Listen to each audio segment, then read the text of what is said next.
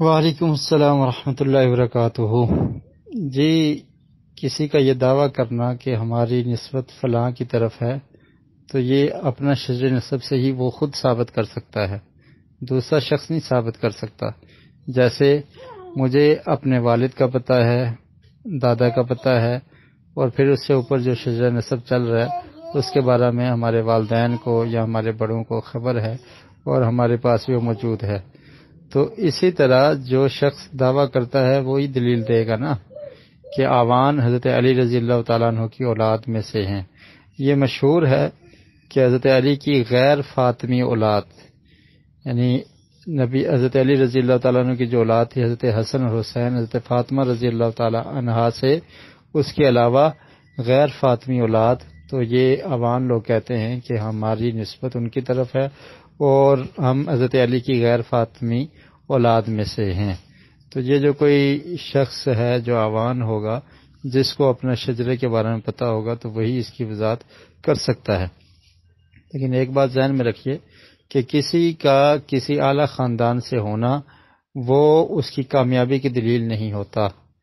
نبی کریم صلی اللہ علیہ وسلم کے اپنے قبیلے کے لوگ، ابو جہل قریش سے تھا، آپ پر ایمان نہیں لایا۔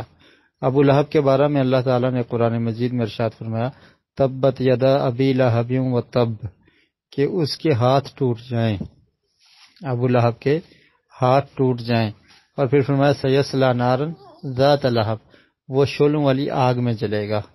تو آقا علیہ السلام کا رشتے میں وہ چچا لگتا تھا۔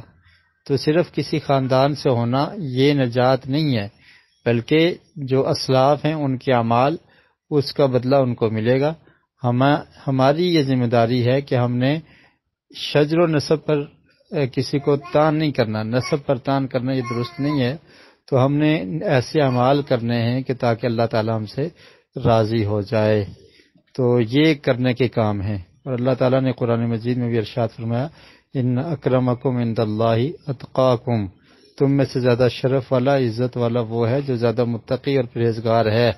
یہ نہیں ہے کوئی اعلیٰ خاندان سے ہے اور کوئی نچلے خاندان سے ہے، اور کوئی سید ہے اور کوئی چودھری ہے اور کوئی جٹ ہے اور کوئی بٹ ہے تو اس کی وجہ سے کوئی فرق پڑتا ہے، اس سے کوئی فرق نہیں پڑتا۔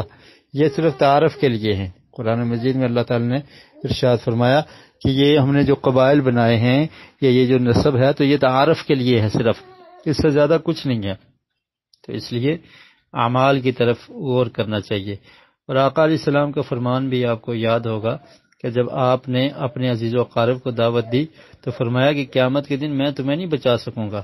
اپنی پھوپھی حضرت صفیہ رضی اللہ تعالی عنہا کو فرمایا کہ قیامت کے دن میں تمہارے کام نہیں آؤں گا، تم اگر ایمان لے آتی ہو، مومن بن جاتی ہو، نیک اعمال کرتی ہو تو وہی کام آئیں گے۔